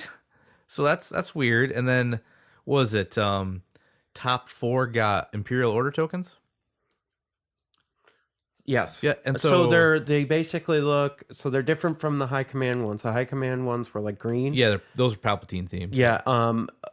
These ones are exactly like the cardboard ones, except for they're it's a weird plastic. I don't understand it. They chip. Yeah. So everybody, high command tokens and these new ones they're gonna chip, and the sticker is gonna wear off of Yeah. the symbols. So you're gonna need to hit them with an enamel spray. Or get like coin cases or something. Yeah, or they don't fit in coin cases Oh, no. in the normal ones. I checked Okay. today. But yeah, you're gonna have to spray them down to keep them good, That's- which you shouldn't have to do. Yeah, it stinks. So, so you got only Imperials, Yeah. right? And that was kind of weird. And then the top 2 got the spot gloss double-sided. One had the Rebel generic commander, the other had the speeder bike, and it said top 2 on it, right? Like a little star on it, which is cool, but like the only side that says top 2 is the speeder bike side, so you don't get that. Like if you want to use the Rebel generic commander, you don't see that part of it there. It's just really weird stuff. And after we see all the cool like stuff they're doing for the Grand Championships for X-Wing and Armada and IA, and you see this, and you're like, well, what? Yeah, I mean, the top 2 got that plastic spot gloss. Yep. Speeder on one side. Yep. Rebel commander on the other one. Yeah, that's why I was going over that. But yeah, what I wanted to say was that the only good thing about that is that it said second On the speeder top bike 2 side. on the speeder bike side. But those units aren't even really used. Yeah, no one really even like casually no one plays them anymore. Yeah, I don't even know what I'm going to do with it. And so it was just, but then the other thing I was like, well, why wouldn't it be speeder bike and ATRT? Or why wouldn't it be Right, like generic Rebel Commander, generic Imperial Commander? Commander. I'm like, why is it, they're not even the same unit type. It just feels like they pulled it out of a hat, and they Yeah. just got like they just have a dartboard where they're throwing where their all art necks are going to be, and they hit speeder bike and they hit generic Rebel Commander. So, okay, so the award has the generic Rebel Commander on there. Great okay, art. Great. It's just- Yeah, no, hey. Why not make an Imperial Commander for the other side and just keep it all the same? So now, because it's better, I mean, technically right now it's better for the Rebel winner a Rebel person than it is for an Imperial person. But like they gave Imperial Order tokens away. So is this a Rebel themed event or is this an Imperial themed event, or did they just kind of I put don't know. random stuff The in Order both? token bag was Imperial. If the Order tokens were The Imperial, Order tokens were Imperial. but if you're Rebel, you got But you get a Rebel Commander. that's all you get if you're Rebels, really. Besides the unit markers, right? If you Yeah. don't win the trophy, if you make top 8, you get like the Rebel card and tokens in the Unit bag. tokens. Yeah, I don't know what they were thinking. It's very strange, isn't it? I remember I was super jazzed to see the prizes, and I got there, and I'm like, "What is this?" So here's the odd thing too. The order tokens were for top 4. Yep. Why? Top 2. So the person who got second, so Nick in this case, literally all he got out of the top 4 for being 3-0 and going into the top 2 was a plastic spot gloss card. Yeah. Yeah. Like Seems strange. I don't like. So, for example, for the grand champion for X-wing, this is like their national prizes. They're doing it by faction now. Yeah. So each faction gets top 4 in each faction gets a custom damage deck. Top 16 get an alt art card specifically for that faction. They get range rulers with their faction logo on it. These are regionals for the entrance into worlds. You think they would have like maybe had a whole either one unified theme that just said these are all Imperial stuff all the way up, right? And so you kind of knew what you're getting, or all Rebel themed, or like they gave away one of each, something. I don't know what the answer is. It's just strange. It's just it just feels real random. I don't like. There's not a like all the other prize support they've been saying lately has like a unique theme to it. Sure. This one was just kind of like Right, you're right. So now thinking about High Command, it was the Palpatine full art card. It was his full art command cards. It was suppression tokens, and then it was Imperial Order tokens. Yep. Yeah, that's all on theme. Yep. This was just a bunch. It seemed like they were like, yeah, let's do this and this and this. What kills me about that alt art generic Rebel commander. That was a lot for me to try to word out and say. Man, it would have been great if the top player got that model, right? Or top 2 got that model. That would have been super cool. Well, like, okay, so yeah, I mean, Nick got nothing besides the spot he gloss got card. top 2, almost made it. He got a spot gloss card that he won't use because he doesn't play Imperial and he doesn't play the generic commander. So, Right. So that's just like okay, and those tokens he won't use. He got Imperial Order tokens, an Imperial Order token bag. So we're telling him the unit markers that no one uses. We're telling him like I guess just use those acrylic order tokens as rebels. No one's gonna right as long as you're hidden. But like that still sucks. It's not on theme. Yeah, no, like, it's just like it just was really, I'm not trying to sound salty that I didn't get stuff, and that's not really the point. But as Jay, who did get stuff, was like, what am I supposed to do with some of this? Yeah, I don't know. Like right, like it's just well, and then we got. I know you said this, but then you had the regular full art of the same card. Yeah. So I have a plastic spot gloss of it that's one side speeder bike, one side generic, and then I have one that's just generic and one that's just the speeder bike. And bizarre. It's like, what am I? What? Speaking of better alt arts, we'll be giving some away at our the Neo. So you want to talk about that? I'm going to share. I was going to share the designs this week. Okay, cool. But actually, you know what? Maybe by the time this is out, I'll have I gotta write that note down to myself. So when this comes out, I will also release this. We are doing all art cards for Northeast Open. Every single person who comes will get one. I know last week we spoiled the order tokens. And yesterday on the Scoundrels, I talked about the order token bags with the order tokens. Yeah. So now I'm going to spoil something else. Every single person will get a pack of all art cards that feature all the current commanders and operatives for both factions. Oh, okay. So it won't be Bosker Sabine just because I'm printing them now and getting them ready now. Yeah. And I don't know enough about those yet. Yeah. But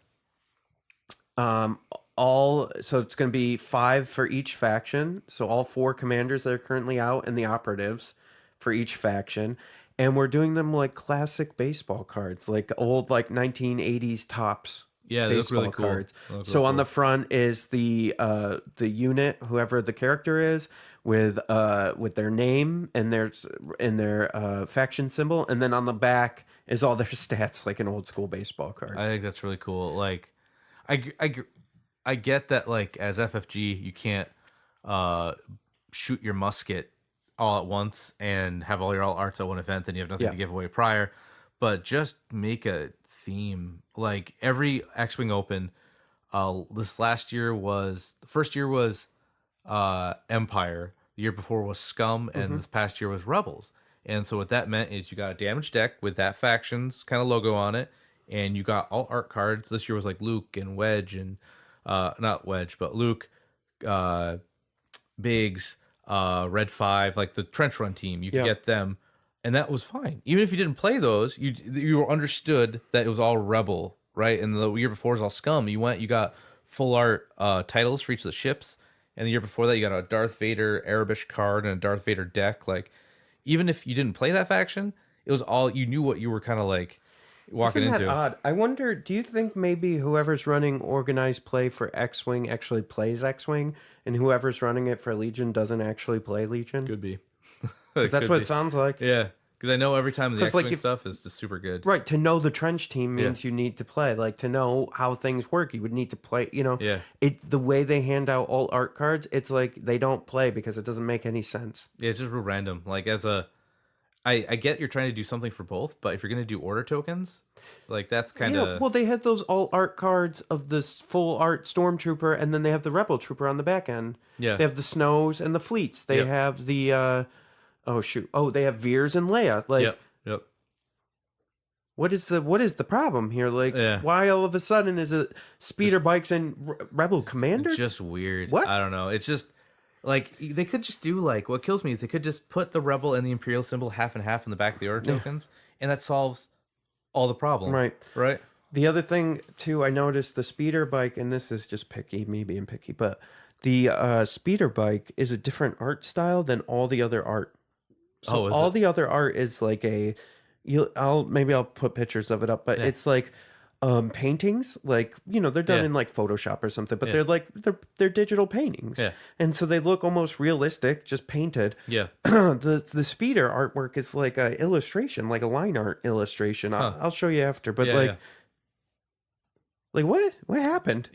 And there's no background, it's just colors, so it's like they just were like, oh yeah, it sounds like to me, the way, if you look at everything, they had the theme of the rebel commander. They're like, we're gonna put her on the trophy, we're gonna have a full art card. Then someone was like, well, what else are we gonna give? And they're like we need to give the Imperials something, and they either weren't done with the art, or somebody there was like, I know, we haven't done anything for speeder bikes yet, let's do something for that. And or like they had like 2 weeks left before they needed to start mailing out RPQ kits, and they were like, here's a bunch of random junk. It makes zero sense. So there's some miscommunication there somewhere where they were just like, I don't know. We've been harping on that for a while. I know.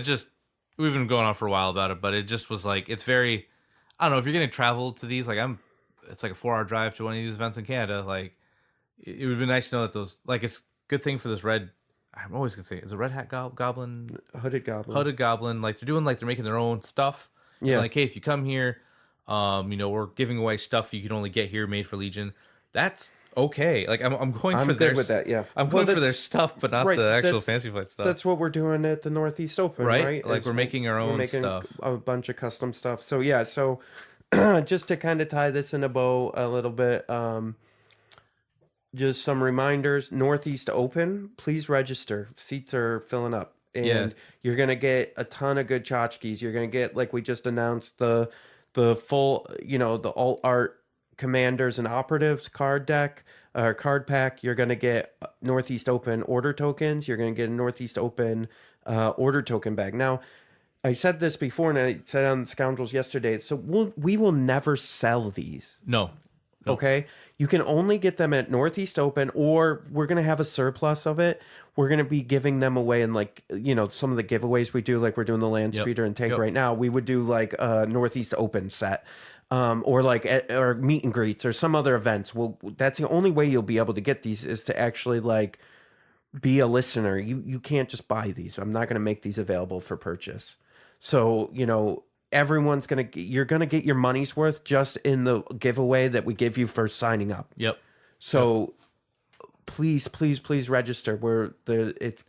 Seats are going fast, and so they are, and it just helps us figure out like what we're even expecting. Like, so if if it's 32 people, we don't need half the space. If people wait till the last minute and 30 people come in and we're like, oh crap. Right, like maybe we did. Right, it just helps us organize this. So like that's the biggest thing is, I get that you're not sure if you can go yet, and that's okay. Just as soon as you can, register so we have like any idea of like what we're looking at here. Yeah, and just don't wait till the last minute. Maybe we'll need more space. Right, Maybe I don't want you to travel all the way to Syracuse and be on the wait list and then nobody drop either. All right, like it's just kind of it just as an organizer standpoint, it just helps us. Right, and I think as you saw, or listened to from earlier on in the podcast with Rachael doing the Ladies of Legion thing, I think there's going to be opportunity for your families to come and to do stuff while you're playing Legion.